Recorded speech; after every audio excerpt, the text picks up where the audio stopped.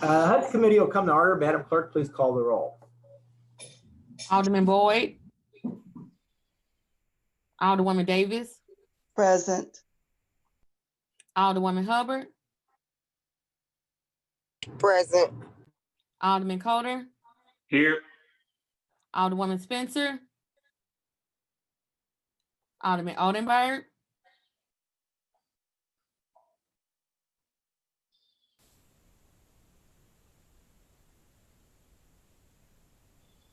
Alderman Oldenburg, I think you're still muted. Alderwoman Boyd. Chairman Rhodey. Present. Alderman Boyd. Present. Alderwoman Spencer. Alderman Oldenburg. Alderwoman Boyd. 5 present, you have quorum. Here. I'm sorry. Oldenburg's here. Got it, thank you. Thank you. With a quorum present, the HUD's committee will come to order. Let me pull up our agenda here. Sorry.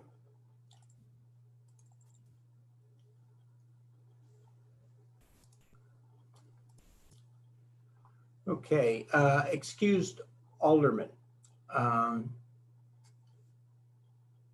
Someone care to make a motion for us to excuse our older people?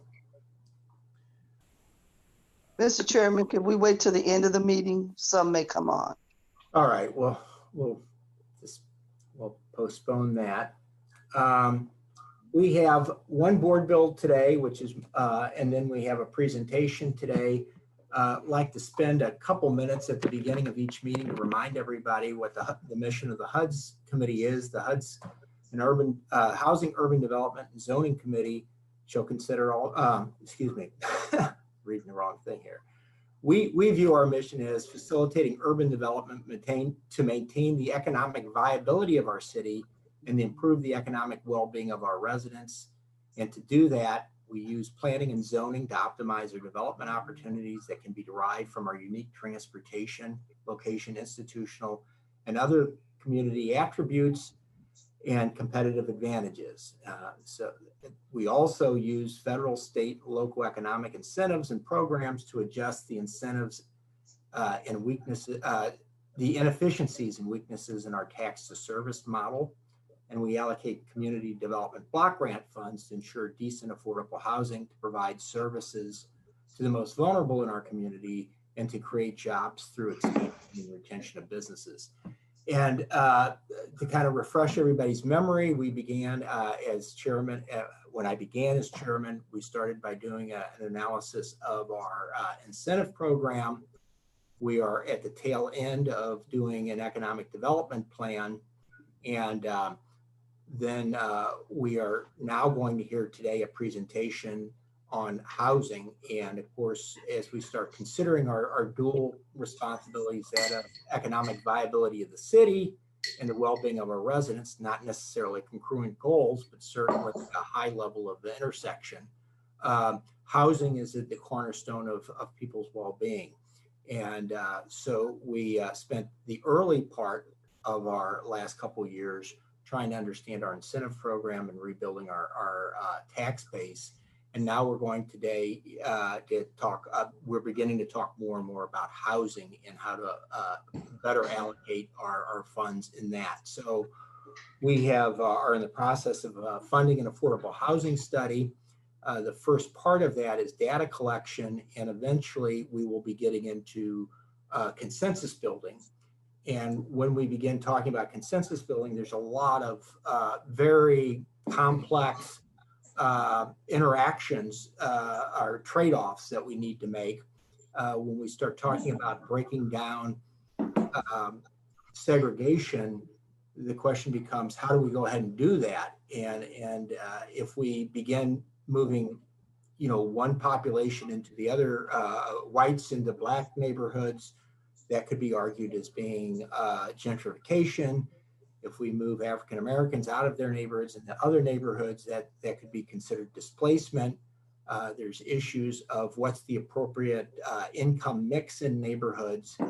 And an important component of this study and plan is going to be the notion of how do we go about developing consensus so that we get some sort of shared vision of what success looks like.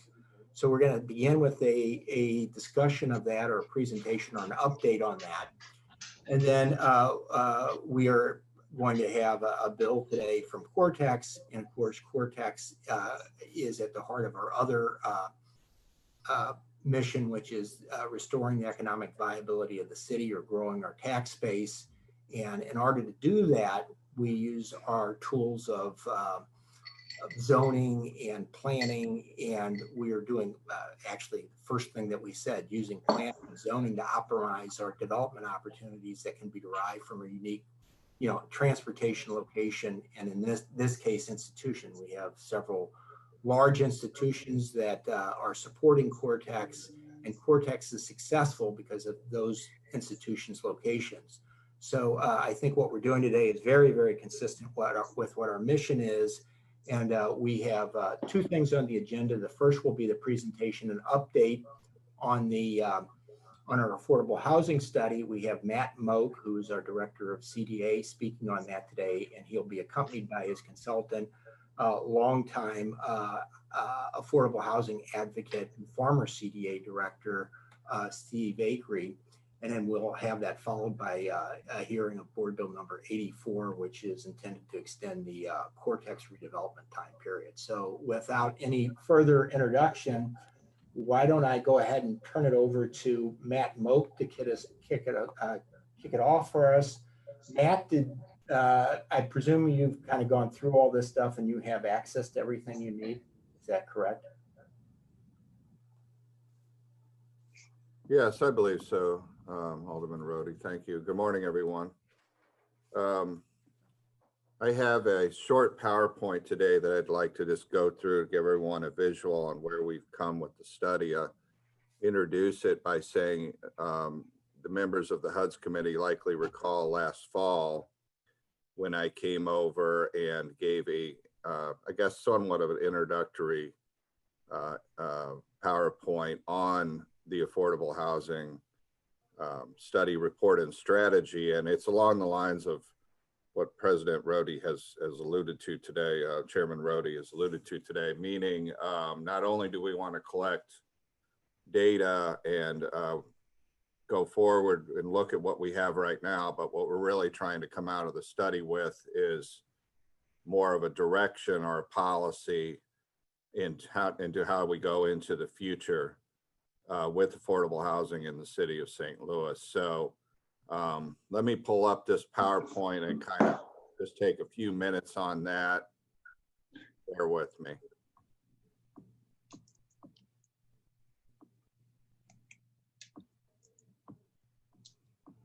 Everybody see that okay? Have you No. clicked on shared screen?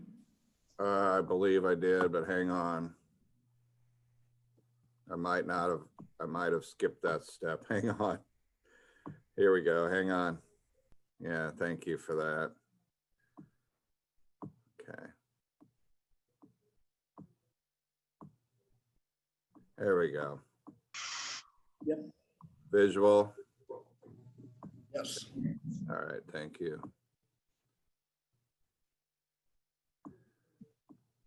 So just trying to get to where we are today regarding this, and Alderman Rhodey gave a very good introduction on what we're trying to accomplish here, so I won't belabor that point any further.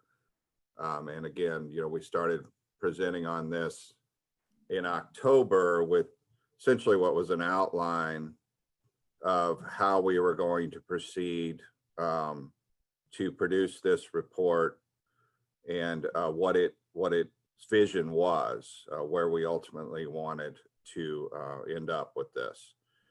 The first thing we had to do is solicit an outside consultant to assist CDA in accomplishing this task. And we did so in the months of October and November of 2019 after we had introduced it to the committee.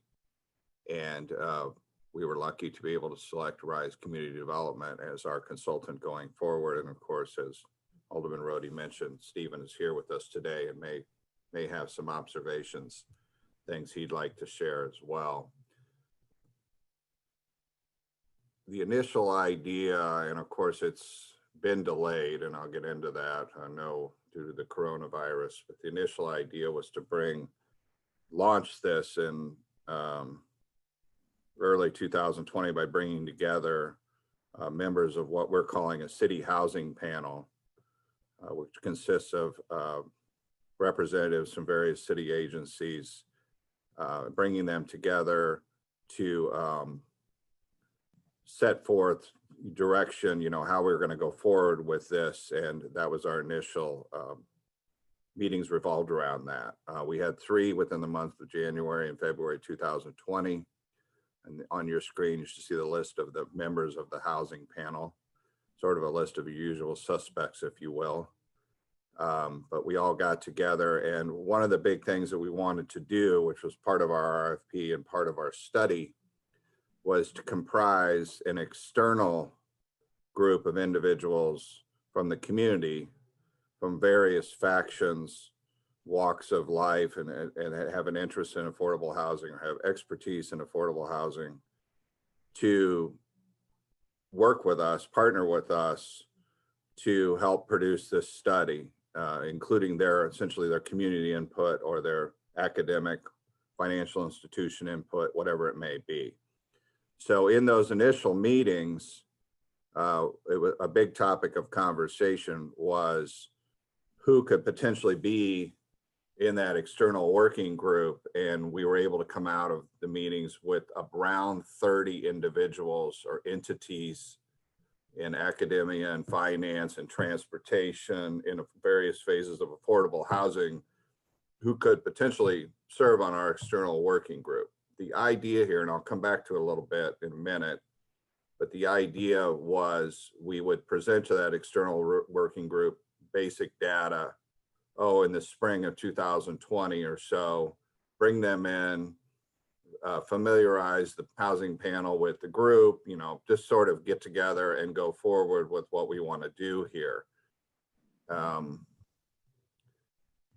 So in furtherance of that, in early March of this year, I emailed out a pretty lengthy invitation to each of the individuals that we had identified through the city housing panel as potential candidates to serve on the external working group. I had 28 names where I had emails and I could invite them. Of those 28, 18 have replied that they would like to serve on the external working group. So I was very pleased with that, honestly. There's a few other areas of interest that we would like to get a representative from the community, and I'll get to that. But I think right off the bat, it was very positively received by the individuals that we reached out to. And we feel like we have 18 anyway, and hopefully that number will grow a little bit before we're done. I think the important part about this and of the 18 affirmative responses is they represent categories or groups from the community in different areas that link to affordable housing. I'd like to get into that a little bit. So we have now more than one individual on a lot of these areas, but these are the areas that where we, as a city housing panel, we fleshed out ideas of who might be a good external working group, individual or entity, and reached out to them. And you see the list there: financial institutions, church groups, neighborhood leaders, individuals already working in fair housing, small type projects, sweat equity projects, how we refer to those, what might be special needs in the affordable housing area, as well as transportation.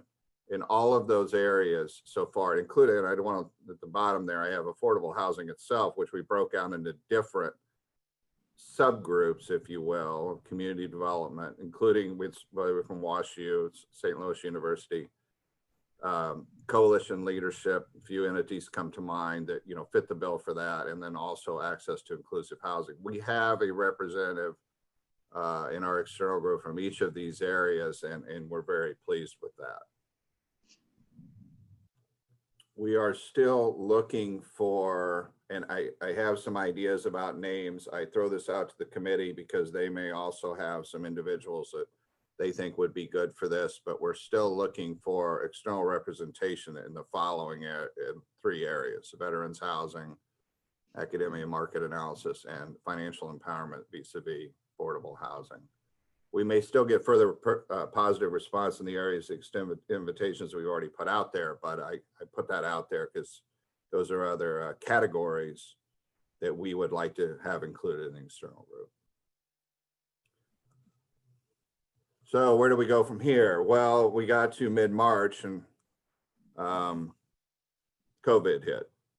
I think it just really brought everything to a screeching halt in terms of what we sort of envisioned doing in the spring of 2020, which was to bring the external working group in, present some basic data to them from our study, what we have so far, and then move forward. So that was essentially frozen. Stephen and I have talked about doing that here in the next 30 to 60 days. Obviously, it's highly doubtful we'll be doing it in person, which is what we thought we were going to do. And we would have to go in a different direction with that. But that would be the next step in the study in terms of getting this external group together with the housing panel and, forging a way forward. So another part about this, and Stephen may want to comment too, but we've reached out to various entities, because the MHDC, for example, for numbers and information that they might have to assist our data. And they too have, of course, suffered a significant slowdown due to COVID. So we've gotten a little behind here in terms of our timeline. And we foresaw in the fall being able to bring something to the HUD's committee, ultimately the Board of Aldermen, on this study. I don't know if that will happen now or not. I kind of doubt that it will. I think we're going to go into early 21 before we can finalize this. But that's where we are. I'm going to conclude the PowerPoint for now. That's what I have on that.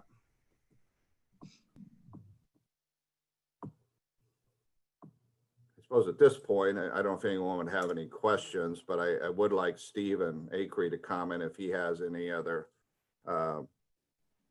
points that he'd like to make about where we are with this study. Yeah, sure. Thanks, Matt. And good morning, everyone on the committee. We have been using this time mostly on data collection and analysis and research. So we have been moving forward on those things. And what we would like to do is when we initially meet with the advisory group, to have a session with them that will be at first an orientation into what we're trying to accomplish, and then also sort of give them a good picture of what we have learned in terms of what the data tells us, what we look like now, what is the current situation in terms of the status of affordable housing in St. Louis, the affordability of its housing, the income and rent and housing cost information, and some of the basic principles to sort of get a baseline understanding for everyone who is participating about where we're at and what all the terms mean, and then move forward from there. We have I can share with you, let me see if I can use the share screen here and bring something up for you. Give me a second.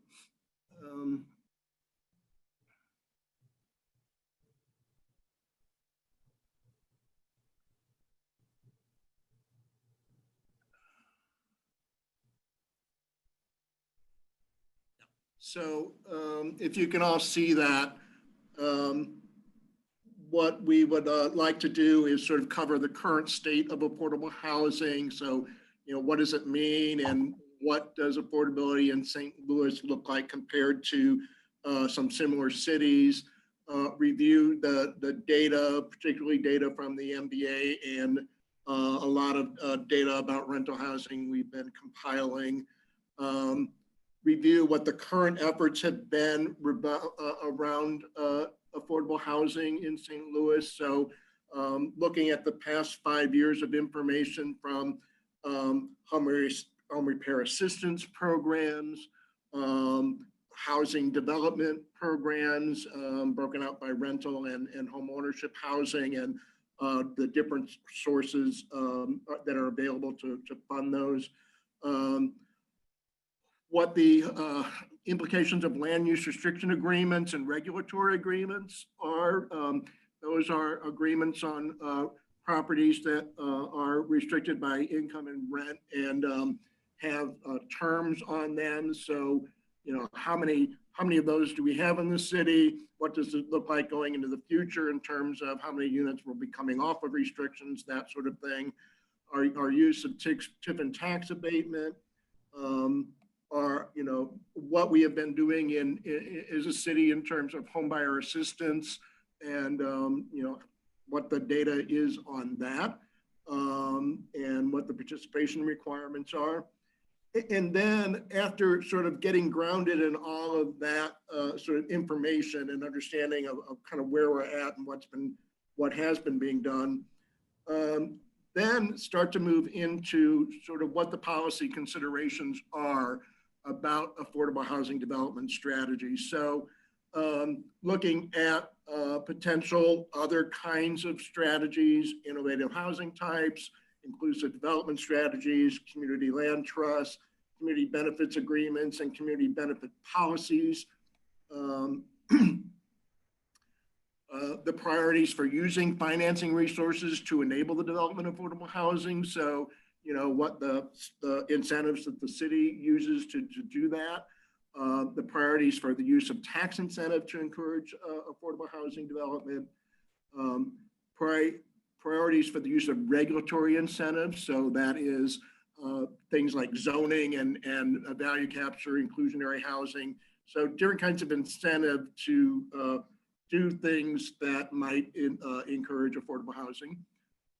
And then really kind of getting down to the really more difficult kind of work is what are the trade-offs with regard to each of these things. So whatever we do in affordable housing in encouraging the preservation and development of affordable housing, what potential impact does that have on our racial segregation? So if you look at improving the diversity index, and Alderman Rohde referred to this in his remarks, if you want to improve the diversity index, meaning in any community, what is the likelihood that you will have people who are not like you? That is, that would be a higher diversity index. And so in a predominantly African-American neighborhood, white people moving in, and in a predominantly white neighborhood, African-American people moving in, that increases the diversity index. Reducing the diversity index causes even higher concentrations of racial homogeneity, and so racial segregation. And the question is, does reducing racial segregation equate to reducing African-American political representation? And if so, how do you mitigate the potential effects of that? What potential impact could any of these policy considerations have on economic segregation? In other words, does the development of new affordable housing in low income or weak market neighborhoods increase the concentration of poverty? Or does it encourage new investment in weak markets, helping to restore the market to greater functionality? And does it provide new opportunities for better living conditions for low income people who live there? It's not an either or, it can be both, but we need to talk about those things and what they mean. Does the development of new affordable housing in higher income or stronger market neighborhoods deconcentrate poverty, or does it further depopulate weak market investment areas or disinvested areas? Do we want more affordable housing? Is that the the main objective, or do we want affordable housing in more desirable neighborhoods, or how do we balance those things? What potential impact could or should it have on overall housing distribution in the city? So we know that 62% of the city's households are low income, so below 80% of area median income, and 47% are very low income, which is below 50% of area median income. Those are very high percentages of low income population that the city has. And that creates very high levels of demand for public services and support, and makes maintaining financial sustainability much more difficult for the city. So there are essentially three ways that these numbers can be changed. The incomes of households currently living in the city can be improved in relation to the area median income. The city can attract new households that result in city median income improving, or low income households leave the city, resulting in city median income improving. And so with those three potential scenarios, the third one is unlikely and displacement is undesirable. So number three isn't really what anyone is after, I don't believe. And that leaves one and two, and one involves economic development strategies. And so that's the recent economic development strategy work that is done is very important in this category. So that's the effort to improve the income of current residents. That's not a lot directly that is done by affordable housing policy, but is a really important component of the economic development strategy. And so that then leaves number two, and that's been a question of, should the city's housing policy also strive to attract new households with incomes higher than the city's current median, which is only 53% of the area median. So think about that. The median income in the city of St. Louis is 53% of the area median income. That's not a very good number. That's a number that we need to try to improve on, while also striving to preserve and expand housing that's affordable to current residents. So attracting new residents, attracting people with more means, while also trying to raise up people who are also already living in the city. So what are the effects of higher property values and higher rents compared to lower property values and lower rents? Well, you got higher property values makes development and new investment more financially feasible and requires less subsidy. And that allows property owners to reinvest in their property, provides more funding for schools and services.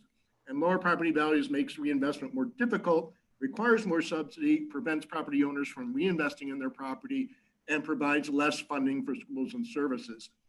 There's a tendency to sort of value the idea of there being very low rents or very low housing costs. The undesirable side of that is that it is not financially sustainable and it prohibits investment. If you're a homeowner and your home is so low valued, you can't borrow money to make improvements to your home, to make repairs.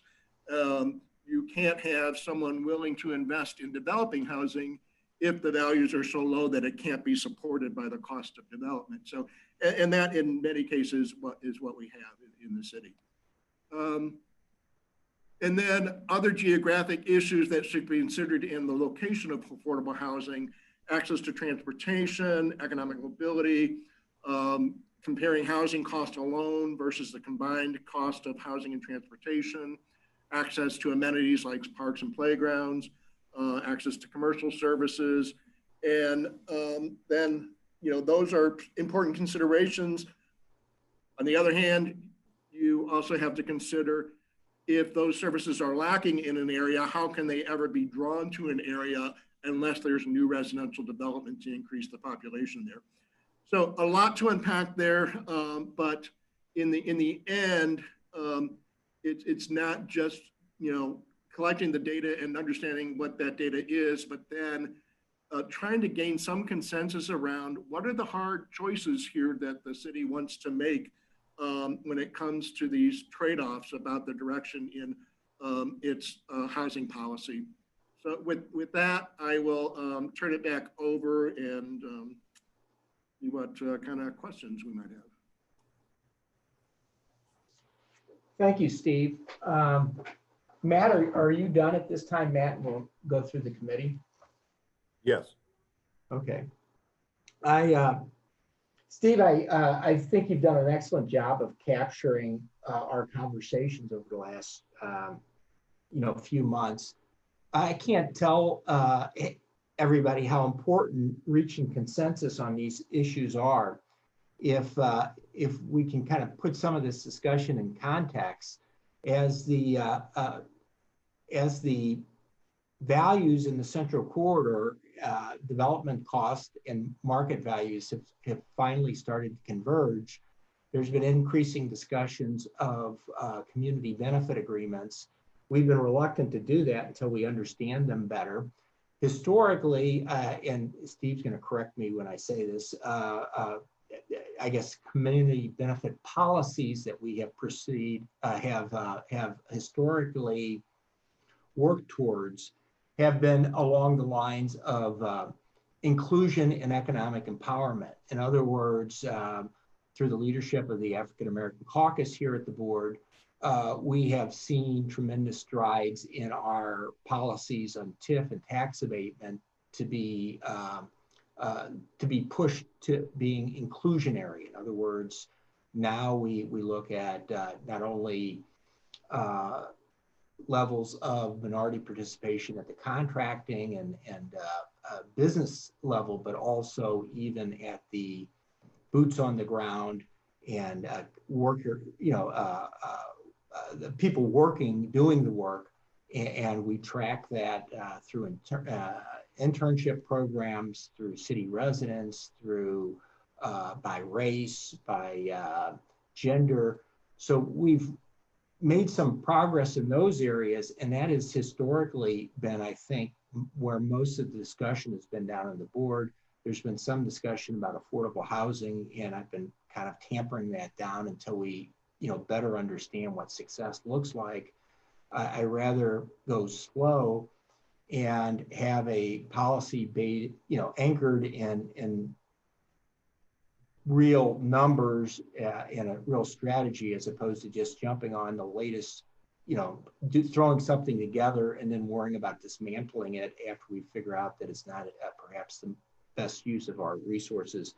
One thing I might add is our colleague, Alderwoman Hubbard is included in this. She is the chairperson of the Neighborhood Development Committee, and we want to make sure that whatever we're doing with our advisory committee, that the folks over at the board are tied into it. Unless we have a really good shared vision, none of this is going to be very, very good. We're not going to have a good result. And I can't tell you how important it is to have that shared vision when development starts happening in your neighborhood. Without it, you're going to end up running into all kinds of opposition. So with that, let's go through our roll call list here and see if there's anybody who has any questions. Alderman Boyd, do you have any questions? Sure. Thank you, Mr. Chairman. I'm not sure if this is for Matt Moak or Stephen Acree. How is the Affordable Housing Commission part of this experience? What role are they playing? I can answer that, Alderman Boyd. April Ford Griffin is a member of the City Housing Panel and has participated in all our meetings thus far and has a lot of input on this issue. And so I think she's pivotal part of the process. She also, Stephen, I know you can speak to this, but she's also provided some of her data, of course, already preliminarily to Stephen. Yeah, if I'll jump in a second. So as I mentioned, we've been in a sort of data collection mode. So initially that was getting all of the data from the Affordable Housing Commission and from CDA for 5 years of their spending and in all these categories of housing preservation and development, and compiling that. So the Affordable Housing Commission has provided all of that information, as has CDA. And then further, we've been collecting data on tax abated and TIF properties. The third real significant category there is the data from the Missouri Housing Development Commission, which, compared to the city resources that are spent on affordable housing, the resources from the Missouri Housing Development Commission dwarf the city's resources in that category. And so we've received some data, but they are continuing to compile more data that we need. So that will be a big part of the whole picture too. Question for you, Stephen. You mentioned MHDC collecting some of their data. So are there projects that MHDC is funding that there are no city incentives involved at all? There are, it's not most of them. So when you go through the projects that receive either tax credits or other financing from MHDC, the great majority of them are also receiving some type of assistance from the city. But there are projects that, for instance, there are, one or two projects that receive low-income housing tax credits that don't have any other type of financing assistance from the city. So it may not have any city home fund or Affordable Housing Commission funds. They might get tax abatement, something like that. But in terms of funding, there are MHDC funded projects that do not receive city funding. Okay, thank you. Appreciate it. No further questions, Mr. Chairman. Thank you, Alderman. Alderman Davis, Alderwoman Davis, do you have any questions? Just a couple. I did appreciate the study, and it kind of triggered some of the projects that we have accomplished in the city that I think are good models for affordable housing. And I think, Stephen, you were the CDA director when we did Renaissance. And I don't know, and King Louis Square, I think. Yeah. So in both of those instances, nobody can tell one unit from the other. And we have public housing, affordable housing, and market rate housing in those developments. We need to see more of that. We also need to see some of the smaller transitional type housing, most especially for homeless and veterans. And I think we have enough examples around town that we ought to be duplicating those. And I think I see that in your report when you talk about the entities that you want to have included. And when we talk about veteran housing, we do know that Salvation Army probably has more experience than any other entity.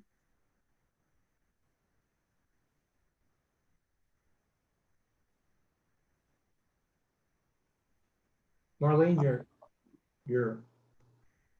There's a lot of what you have in your document thus far is very similar to a Hope 6, because the other things that we need to make sure happens, these developments, no matter what size they are, we have to have the inclusion of assisted services ongoing. Because if you're going to put people in housing that also will continue to need upward mobility, those services need to be provided. So making sure that in the budget for the management of the property, there's a line item for a social service person or whatever you want to call it, because you don't want people to be stagnant. You don't want people to not know additional things that can help them. But I know that you'll get to that point, but I'm just saying it because it's really important. And I think that when we talk about affordable housing, we also need to look at the city in a different way. We have portions of our city that may only have 40 or 50 affordable units in an entire ward. We need to look at those areas so people have choices. So there's a natural way that the city grows instead of trying to locate everybody in 1 or 2 locations or 3 locations. So I'm hoping that you keep that in the forefront when you're talking about all of this. And I really didn't have any questions. I just wanted to give those comments because I don't necessarily know that we will be that involved as you move forward, but there's some things that really need to be looked at. And I think I already shared with you all, Stephen, my development plan that we had for the 19th Ward. Because it was comprehensive. You can't do affordable housing if people don't have services. So as you said in your statement, you've got to have grocery stores, you've got to have all kinds of services available, or they're living on an island where they can't really thrive. So I was glad to see that in there too. Thank you. Thank you, Alderwoman. Alderwoman Hubbard. Thank you, Mr. Chairman and members of the committee. Unfortunately, I'm at another meeting right now, but I definitely wanted to chime in on this issue. I agree with a lot of the comments that my colleagues have made, but I do know that when it comes to affordable housing, I think in some ways we have made decisions to our own demise in a lot of ways. For instance, in my ward, we have one of the highest concentrations of public housing in the entire city, and just what Alderwoman Davis said, they were left with no resources. And when you house a high concentration of low-income people together with no resources, then it upticks your crime. And for so many years, you know, the same players have been at the table in the city of St. Louis, and the city has went above and beyond through tax credits or whatever to help these same entities who have done a poor job of managing these properties once they get city dollars and federal dollars to do these projects. And so I just hope in moving forward that we really take a holistic approach to housing. And the Court Square neighborhood, there's not one single family home. It's just public housing. And I think that we need to start looking for ways that we can increase ownership, whether it be home or business, in conjunction with affordable housing. Because when people take ownership in their community, then they care more about it and they treat it differently. And I think when you just throw housing up and you throw things at people, then they don't really have a stake in the community and they don't value it as much. So I would like to see, of course, services provided. You know, we waited for a gazillion years just to get a grocery store in the food desert.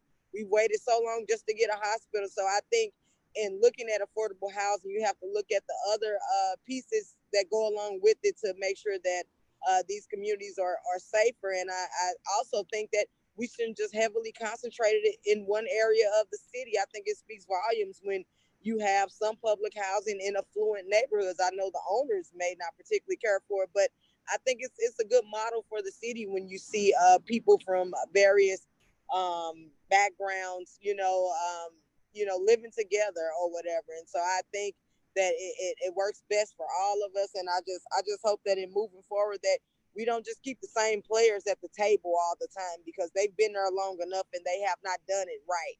So I hope that there's a lot of public input. I hope that we can lean on members of the board and just everybody who really have been engaged in this process from every angle to make sure that we, do the right thing for the people of the city. And that's all I have, Mr. Chairman. And I thank you for taking an in-depth look into this, because it's definitely something that we need to revisit for sure. And that's all I have. Yeah, thank you, Alderwoman. Alderman Cotard. No questions, Mr. Chairman. Matt, I'm working on getting you some contact information for a veterans housing guide for your advisory board.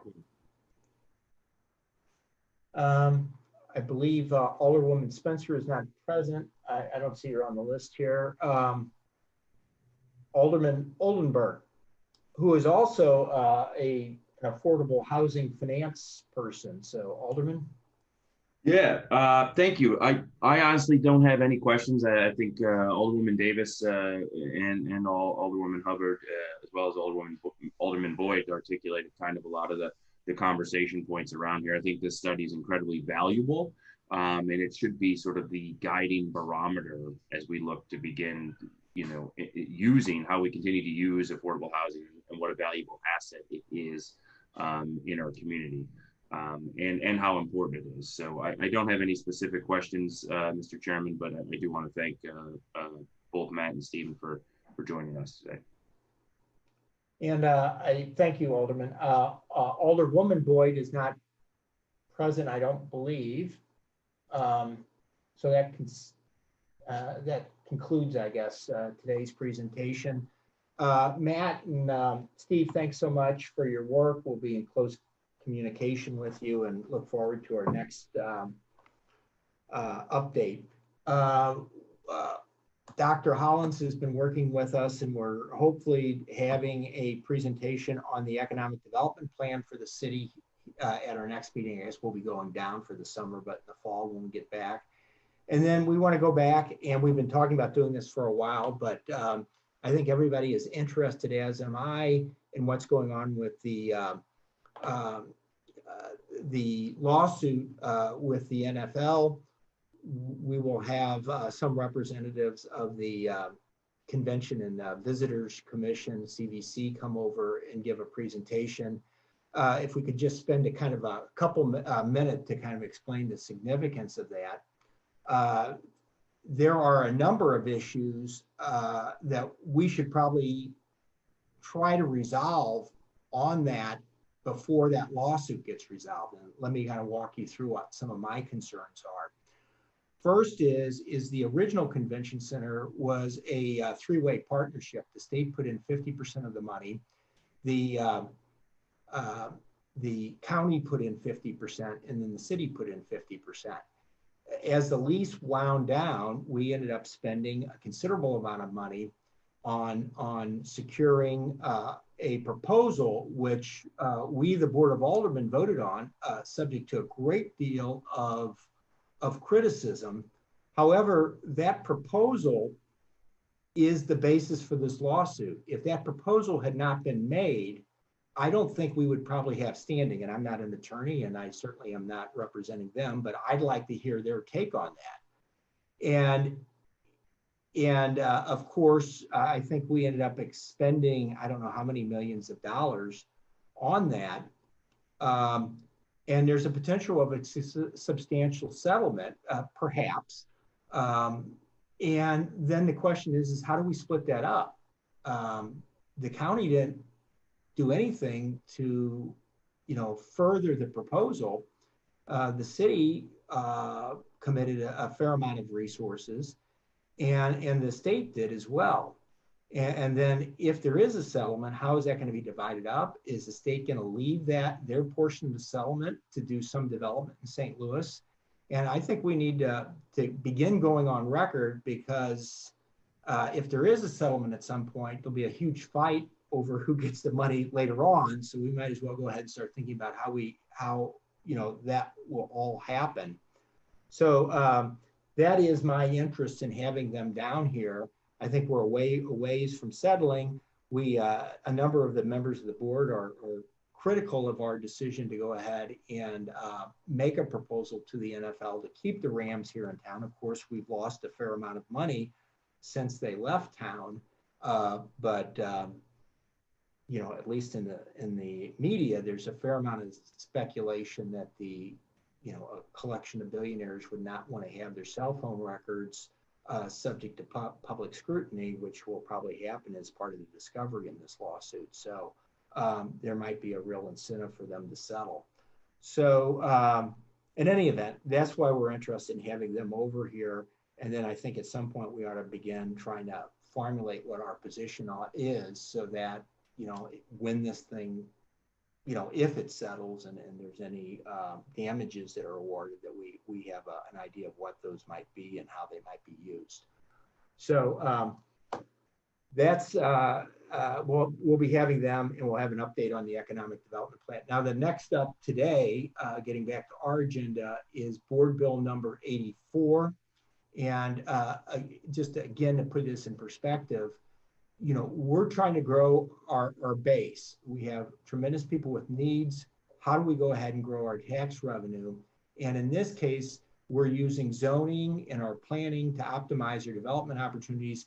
The central question is how do we get people willing to pay more taxes that are in the city to locate here so that we can take those taxes and provide additional services. In this case, we have a unique opportunity because of the location is close to large institutions that are doing a lot of research. And what Cortex has been very successful at is developing an image or a brand throughout the area that if you want to go ahead and co-locate close to where all this research is coming, it very well might be worth it to pay a little bit more in city taxes and office rent and all the other things. So that's kind of the story of Cortex. We have to enable them to do that. We passed a redevelopment bill. I sponsored a number of years ago. Every 5 years that has to be renewed. And it's a 353. It has eminent domain in it, which has not been used very much. But rather than me talk about it, I'm going to go ahead and provide Mike Sullivan the opportunity to kind of walk through the presentation. And he has someone from the law firm that they're using, the Carmody Law Firm. Mike, are you available at this point? Yes. Okay. Do you want to go ahead and proceed then? This is on Board Bill number 84. Certainly. First of all, thank you, Alderman Rohde, for supporting going back to the original 2005 and this group all the way through. And our community has challenges, but we also have a lot of successes. And I think this presentation gives us an opportunity to feel good about a collective effort for the success. So I'm going to share a short PowerPoint if my technology skills are up to the Zoom requirements. Are people seeing the PowerPoint? Yep. Oh, good. Okay, so what we're here in front of you today is to renew the legislative determination from 2005 so we can complete our redevelopment plan. And there's two aspects to it. As Alderman Rohde said, every 5 years we come back to the Board of Aldermen and the Planning Commission and HUDs, and everyone looks at what we're doing and says, yes, you're doing a good job, and yes, continue on with the original plan from 2005. In addition, when the original plan was entered into, we submitted a development plan that the Planning Commission assisted, approved, and then we went through the Board of Aldermen to get it put into place and then entered into the agreement. That agreement had criteria for us to revisit whether we were doing what we said we were going to do in 15 years. So that 15 years is come up, and we're very excited. The original criteria that was agreed to was at least 1 million square feet of land being developed and at least 200 million in investment. And I'll share a later slide with you that we shared with both the Board of Public Service and the Planning Commission. And both of those entities we've already been in front of, and both of them concluded that, yes, we have definitely satisfied that criteria. So the first item is for this group to just also acknowledge what the Board of Public Service and the Planning Commission already did with the, that we've met the criteria. The second criteria that we're in front of you is after the redevelopment plan was passed and approved and we entered the agreement, the state passed a law that said we have to come back every 5 years to get it renewed. So we've been in front of this group in 2010, again in 2015, and so now we're back for that. So those are the two items for the request. Just to refresh everyone's memory, this is the approximate outline of the Cortex district. It's about 200 acres. We got the redevelopment rights in 2005 to do kind of what this group's now looking at with the affordable housing, have a plan, put the tools in place and set us up to succeed. and make sure that the necessary controls are there for a good investment. And respecting everyone's time, I'm not going to hit all the bullet points, but basically we're the master developer, and I think you're all familiar with Cortex. If you look at Cortex, we refer to it as we're kind of the hole in the middle of the donut here. Everyone knows the real estate, three most important things are location, location, location.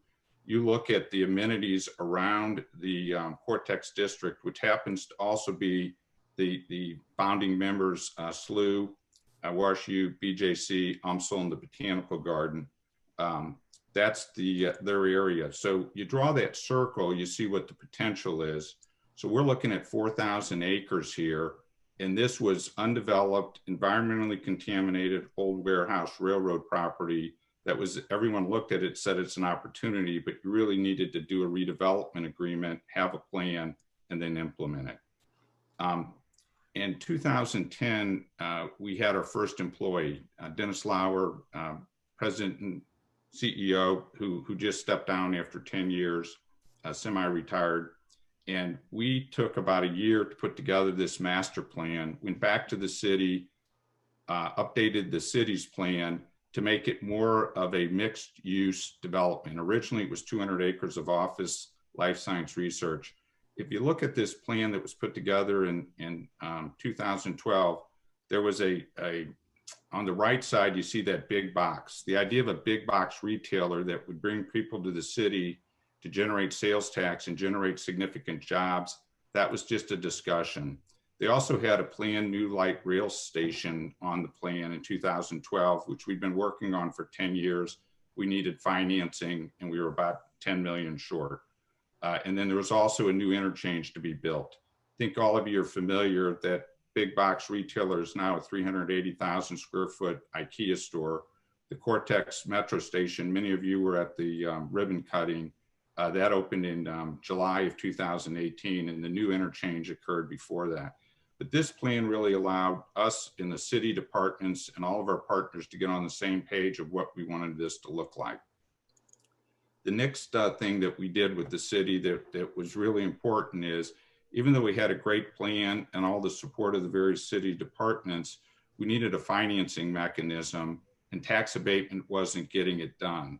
So we went to the city and came up with a master tax agreement, and it has 11 RPAs, which is a redevelopment project area. You see the check marks there? Those are the 6 redevelopment project areas we've already activated, meaning we still have 5 left.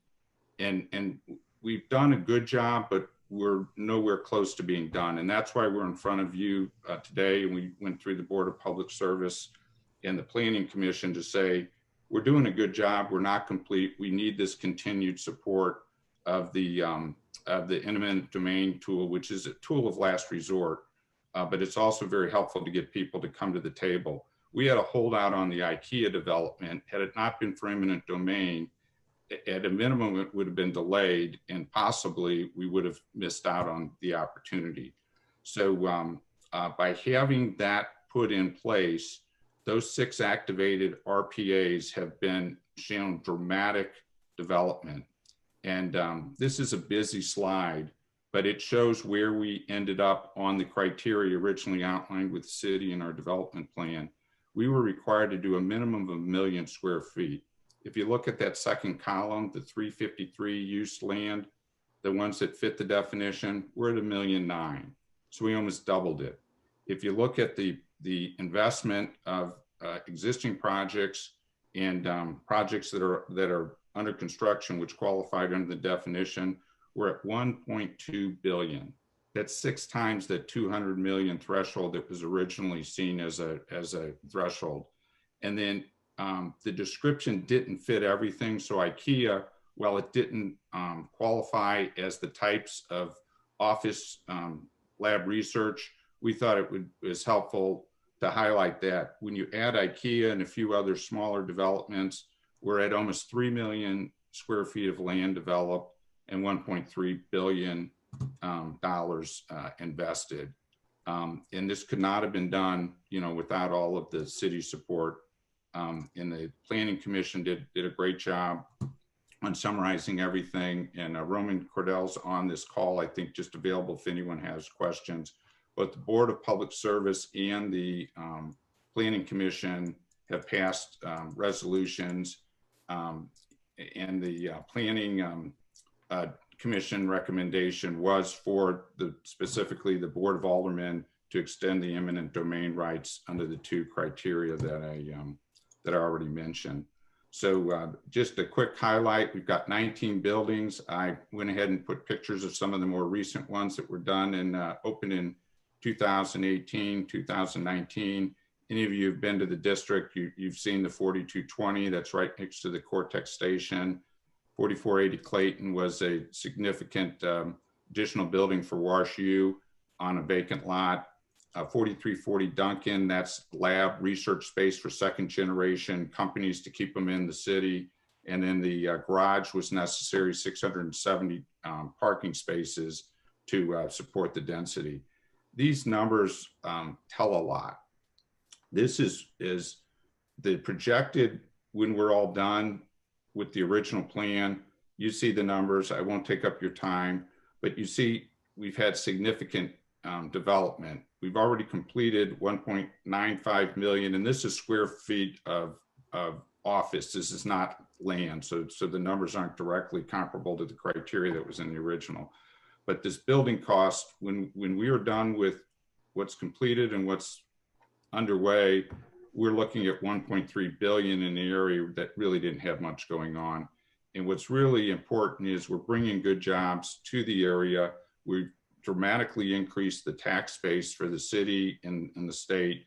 When we were in front of this committee in June of 2019, we shared the first 5 years following the TIF plan being approved. So that's 2014 to 2018.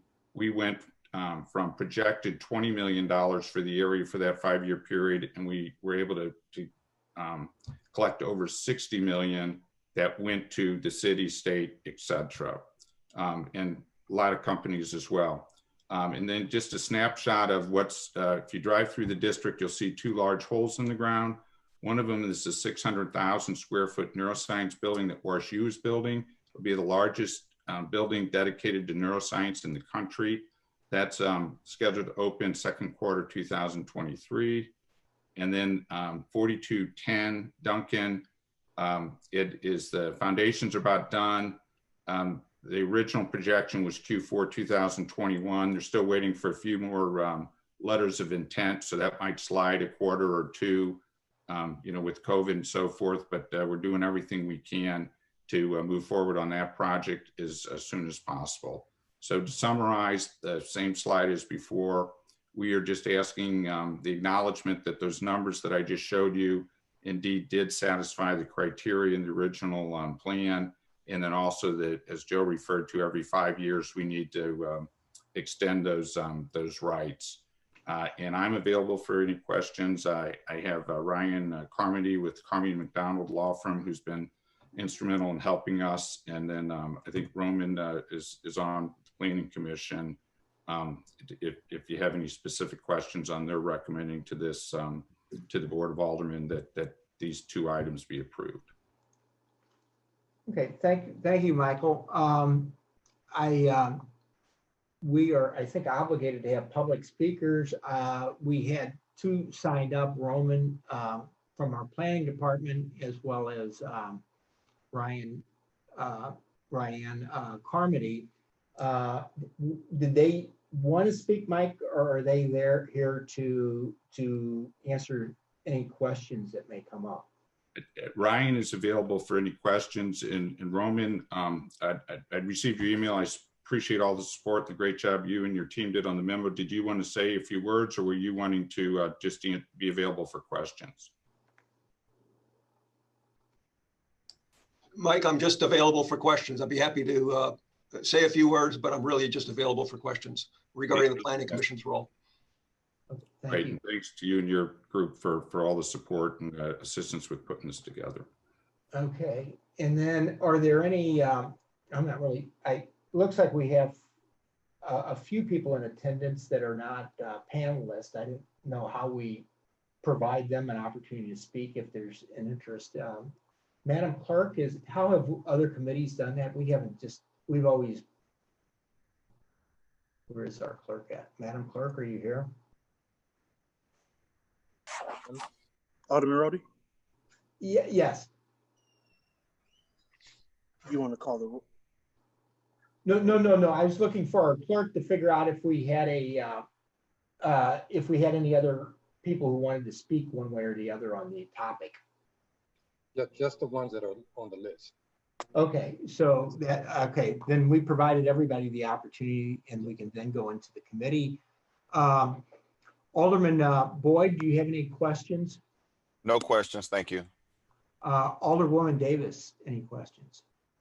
No questions, but Alderman Rhodey, you know, I always take the opportunity to apologize on how rough it was in 2005. I sat on the TIF committee, and as you know, it was difficult for me, but I'm happy that we took the time, put some things in place that have truly moved forward through the years. And this project has outdone anything that we thought it would do in 2005. So this is what we were talking about as far as having a balance in a city. It is very important to have affordable housing, public housing, small businesses, but you also have to have a balance so that you can have what I consider to be the opportunities for people to move forward in upward mobility. And that's what this business with Cortex has done. We've got everything from the entry-level lab jobs available, and then it goes on and on. So this project has really done well for our city. And I'm apologizing to you again, Alderman Rhodey, because I remember it was interesting in 2005, but thank you for the project. Well, thank you, Alderwoman. Alderwoman Hubbard, do you have any questions? No questions, Mr. Chairman. Thank you. Thank you, Alderwoman. Alderman Kotar? No questions. Alderwoman Spencer? I don't think she's present. Alderman Kotar? Alderman Oldenburg, excuse me. Thank you, Mr. Chairman. No, thanks, Mike. No questions. Alderwoman Boyd? I don't see. One last thing before I call for a vote, and kind of getting back to what our colleague from the 19th said, Alderwoman Davis. If you think back to what we were doing with the affordable housing study, one of the bullet points that Steve Akery had was a discussion about how do we go ahead and increase, what's the strategy we use to create a sustainable residential base in the city. We have a disproportionate share of the region's lower income residents. And one of the strategies, which in Steve's understated way, I thought he should have been a little bit more vocal in it, was for us to, in essence, shed population by having lower income people move out of the city. That certainly is not one of the strategies that we want to pursue.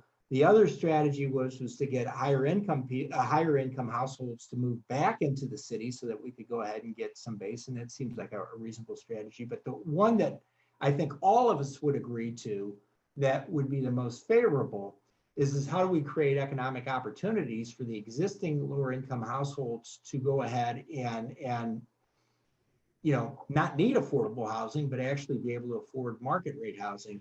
And that's the thing that I want to go ahead and compliment Cortex on. I mean, they have, if anybody's gone out to their website, they really do a great job of tracking their various inclusion initiatives, not only on their construction sites, but they also have a number of programs. And Mike, before we let you go, why don't you talk a little bit about some of the things that have spawned out of Cortex to help us to develop a more inclusionary, economic environment within the city. So, certainly, and I really appreciate the opportunity. And as Alderman Rhodey mentioned, our website, if you go on there, there's an impact study, and it speaks specifically to the diversity, equity, inclusion issues, and it'll do a better job. And I want to be respectful of your time. But one of the challenges with Cortex meeting the workforce and minority and women-owned business criteria, and to facilitate that, our former president CEO partnered with Stiefel and about 25 others in the community to come up with a over $10 million contractor loan fund. I know Steve Eckery's on this. Steve, you're familiar, and that was one item. We've also done the Ed Hub, which is a group that is supporting education, the grade school education. That's part of our deal. WePower's there, and a number of other diversity, inclusion, and equity programs. And then finally, our CET has a program, Square One, that Ricky Henry heads up. She does an excellent job, and also Ignite, and that is geared towards minority and women-owned startup businesses who don't have the network that the privileged have. And so we're very cognizant of what this group is supporting with the housing and so forth is if the talent is distributed evenly, opportunity is not. And we are trying to level that field and create those opportunities. So thanks for giving the opportunity to talk about it. If you look on our website, the impact study, it does a good job of highlighting not only what we've done, but where we're heading. Does that answer your question? Yeah, Joe? yeah. Thank you, Mike. Yeah, I just wanted to explain or kind of this interrelationship. I guess I get a little frustrated sometimes. I feel like the city's becoming this almost business bashing. I think some people have this very simplistic view that we can just go out and charge whatever we want in taxes, and then we can just take that money and solve all the social problems. We need to be very surgical and strategic in how we approach businesses. And there's an opportunity to transfer wealth there from businesses and create opportunities for our residents. But I don't think our solution long-term as a city is just to go ahead and increase our spending on social programs. Not that they're not more expenditure is needed, but that alone is not the solution. I mean, our long-term solution is to try to figure out how to provide people an opportunity so that they don't need the social programs. And it's a balance, and Cortex is an important component of that balance. And I think that's the balance that our colleague from the 19th was talking about earlier. With that, the chair will entertain a motion on this board bill, board bill number 84. I move that we adopt Board Bill 84 with a due pass recommendation. Second. Been moved and seconded. No further discussion. Madam Clerk or Mr. Clerk, I'm not sure who's with us at this point. Could we please call the roll? Alderman Jeffrey Boyd, Aye. Alderman Davis, Aye.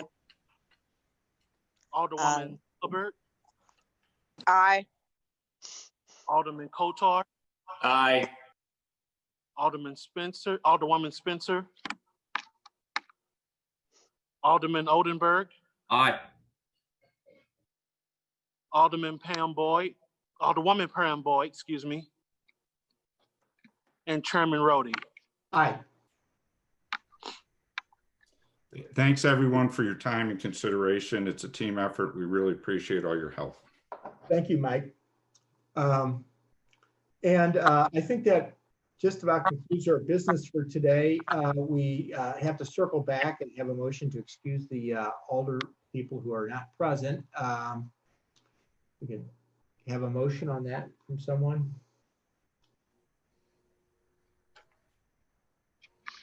Alderman Boyd, would you care to make a motion for us? I move to excuse the Alderwoman from the 27th and the Alderwoman from the 20th due to necessary absences.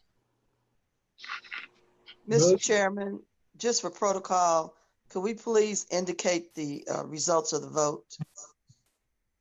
Oh, the, 6 ayes. by our vote, we've affirmed the motion from the Alderman from the 7th, and we passed out of committee board bill number, I'm sorry, I lost my, too many windows open here, board bill number 84. Thank you. Right. Okay, we had a motion to excuse the older people, Alderwoman from the 19th, or someone care to second that for us? Second. Seconded. All those in favor say aye. Aye. Aye. Okay. That concludes today's meeting. Thanks everyone for your attendance. Appreciate it. See you, I guess, this afternoon at 1. All right. Thank you.